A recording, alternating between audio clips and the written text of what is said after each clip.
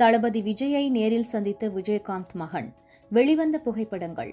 காரணம் என்ன?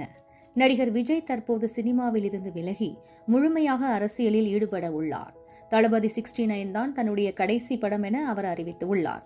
கடந்த சில மாதங்களுக்கு முன் தன்னுடைய தமிழக வெற்றிக் கழகம் கட்சியின் முதல் மாநாட்டை மிகவும் பிரம்மாண்டமாக நடத்தி முடித்தார். இந்த மாநாட்டில் சுமார் 8 லட்சம் மக்கள் கலந்து கொண்டதாக கூறப்படுகிறது.